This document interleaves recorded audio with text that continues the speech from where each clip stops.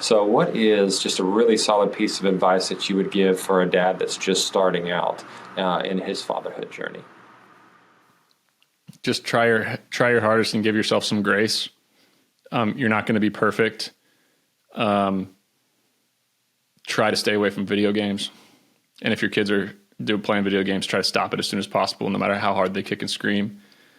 Yeah. And my oldest is only 7, so I have a lot to learn over the next, we need to do this episode again in 5 years for sure, because, you know, we're going to be fighting the social media fight and the dating and the travel baseball and all the bullshit that dads have to deal with.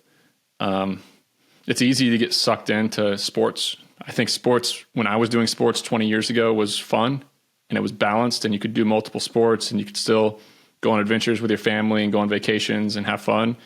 And unfortunately, sports is not that way anymore, except for a couple.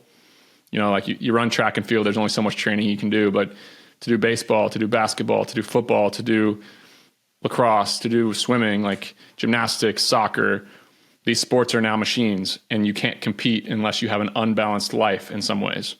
So I'm watching a lot of who were great friends of mine 2 or 3 years ago. Now their kids play travel baseball and I don't see them and they don't see any of their friends.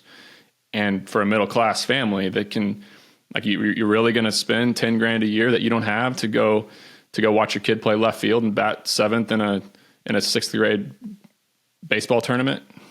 It's a tough thing to slip into. And I also see these parents act crazy at these games. It just makes them crazy. Yeah, you're playing the wrong game, right? The whole idea is balance, and to make sure that your kids get to be kids and grow up and have fun and not throw their arm out when they're 13, you know, because they pitch too much, and now, you know, they're devastated as far as that goes. Or spend every weekend that you have free plus vacation days in hotel rooms. It's wild. Yeah, it really is. So Nick, if you had an archetype of a dad, a guy that you really try to shoot for and be like, okay, what would this guy do in this type of situation? Do you have a guy or maybe a couple different people that you can think of that really guide your decision making when you're deciding what to do with your kids? Yeah, I just think of a stoic father, somebody who is never acting out of anger, somebody who is always dependable and logical, somebody who's a great leader and decision maker, somebody who is harsh but also loving. So much of this is about balance. I think you can take a lot of this stuff too far. Just like to be a great entrepreneur, you have to have an ego, but you also have to have the humility to admit when you're wrong and change direction.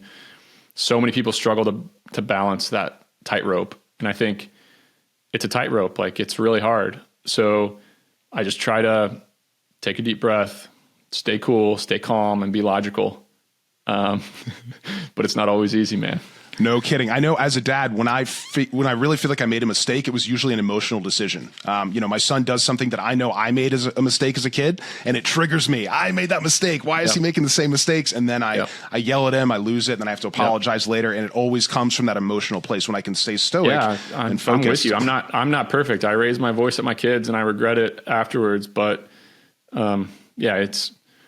I think sometimes a kid needs a little sense yelled into him, but I don't know. Like, it's never good to be an emotional, reactive person. So being steady and logical is my default approach, but it doesn't always work.